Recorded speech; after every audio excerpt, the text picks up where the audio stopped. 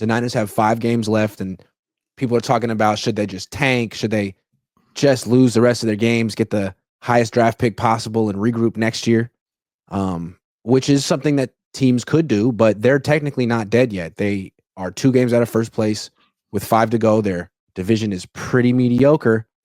What do you think the 49ers objective should be? What standard are we holding to over the next 5 weeks? I want to preface this by saying these are the San Francisco 49ers. This is a very important franchise in America, in any sport you can name. Mm-hmm. These are the Dodgers. These are the Yankees. These are really, really an important team. They have to go out like the 49ers. Mm-hmm. They don't go out like some whipped dog. They talk, we take them one game at a time. You're goddamn right they do. And their objective is to kick Chicago's ass, whoever they have and however they do it. This, it's not over yet in the NFC West. And even if it were, you go out like the 49ers. You show that you have pride. You show that you honor the history of that team and what that team means to sports fans in America, which means you play every player who's capable of playing. I understand if Trent Williams can't play, he's hurt, and they had a terrible personal loss. I understand that. Maybe he shouldn't play. Clearly, the 2 running backs aren't going to play because they're hurt. So you can't ask them to play. But if Nick Bosa is gotten over these issues with his obliques, play. You're a 49er. Sack the quarterback. Win the game. Deebo Samuel, who, from my point of view, seems like he's sort of been going through the motions a little bit. Beat Deebo Samuel. We're a 49er. Show some pride.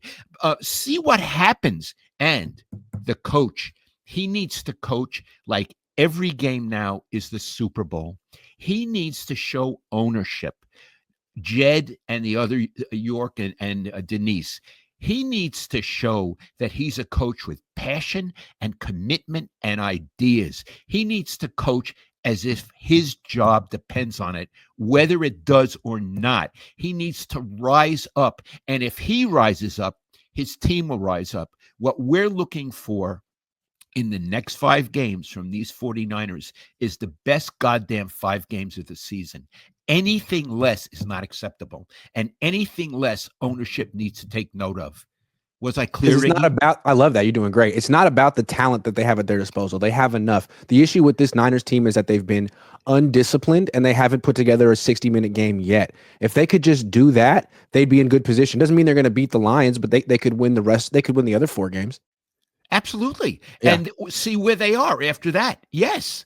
Yeah. And that's the thing with this team. Like they have more than enough talent to win this week against Chicago, the next week against the Rams. They still have more than enough talent to win 4 of their next 5 games. And anything less than that is a disappointment. Let's say what some of the talent is. We'll name players. I'll say Brock Purdy. Juwan Jennings. Yeah. George Kittle. Yeah. The rookie running back, Isaac Arenda. He whenever they let him play, he does really long runs. Yeah. Yeah. Fred Warner. Let's see. The rookie offensive lineman, Dominic Pooney. Love him. Nick Bosa. Yeah. Absolutely. The rookie safety, Malik Mustafa. Yeah. Yeah. I mean, they have players. They are a better team right now with all their problems than Chicago is. And they theoretically have a better head coach who's supposed to be cutting edge. Everybody, Kurt Warner keeps talking about he's cutting edge. Well, be cutting edge. Win this game and see where you're at after that and see how you feel after that. Kyle, you have what it takes in terms of talent to win this game. Do it. Just do it. And not just Kyle, but Brock too, man. Brock, you're having a down season. And you went from being the no doubt about it franchise quarterback for the next 10 years of this team to, I don't know, maybe they should be drafting a quarterback or looking into the quarterback market. So he still has a lot to prove. That performance in Buffalo is not inspiring. And maybe it's because he's hurt or maybe he just doesn't do well in in the cold or the snow, but he's going to be at home the next 2 weeks. Then he's going to be in Miami. Then he'll be at home. Then he'll be in Arizona. It's going to be warm. He needs to play a lot better. I'm glad you brought him up. So let's say, Brock, I'm talking to you. You have 5 games to prove how good you are, to prove you are the 49ers quarterback for years to come, to prove you're an elite quarterback. It's not over yet. It's your chance. You're a 49er. Go out and do it. Because here's the deal. There's going to be some interesting quarterbacks who are going to be available this offseason. Here's Brock's numbers this year. He's 5-6. His completion percentage is 65.7.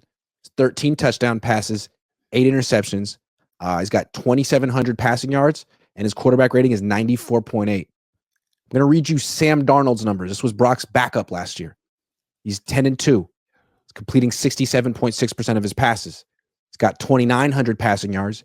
He has 23 touchdown passes and 10 picks, and a quarterback rating of 102. I mean, Darnold's having a better year than Purdy. Darnold's going to be a free agent next year. The Vikings probably won't re-sign him because they drafted a quarterback this year. Purdy has to show that he's better than Darnold. Otherwise, the Niners could just go back and get him. I love it. I love what you're saying. Purdy's really good, but Darnold is bigger. He has a stronger arm. He probably would have been better in the snow than Purdy was a couple of nights ago. You know, Iggy, I think he would have been better in the snow. Yeah. So lots at stake for Brock. I'm not saying that Kyle should go trade for Kirk Cousins. That guy's so done. But Sam Darnold is still in his 20s, and it seems like he's still improving. But what I want to say to Brock is, forget Sam Darnold. Yep. This is you should look forward to these 5 games. You know you're good. This is your chance to prove yourself. You shouldn't be hiding in the closet in the dark. You should be saying, bring on these games. I'm going to show everybody. That's how a competitor thinks. Absolutely. Real OBJ CDT says continued. It seemed like the Bills they were jumbo package heavy as they were prepared to be effective in the snow. Niners were not prepared for that. I agree. Yeah. Yep. Absolutely. Mufasa says this question is for Lowell. Do you think you would have a huge online fan base if social media was as big as it is today back in your day? Oh my God. I love that. I love that question. Ira Miller and Ira, who covered the Niners when I was a columnist with them, we were both at the Chronicle. We joke about that. We talk about it. We would have had a show together, Ira and Lowell. And and we're both New Yorkers. So we're both argumentative, plain spoken. We both have a sense of humor, and we really, really care for each other. I think we would have, you know what? I think we would have made a lot of money. I think you would have made a lot of money. Bill Walsh would have came on the show. Steve Young would have came on the show. Yeah, right. Yeah. Lauren Crampsey says, Grant, did you see what Florio said today about Kyle going to Chicago? Mike Florio put out a video today saying that the Chicago Bears should call the Niners and see what it takes to trade for Kyle Shanahan. I'm all in favor of the trade. Yeah. I'm all in favor. We'll facilitate it. Yeah. Absolutely. We'll pack Kyle's bags. We'll help him find a place in Chicago. It's a great spot. Really? Yeah. Josh Wyatt says Jed was out there because he likes attention and is going away soon. He's not out there sending messages to his mommy's employees. Okay.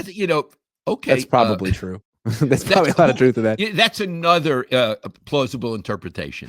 Danny D says Mason won't play for Kyle after the disrespect. He was hurt. Doctors said he was hurt.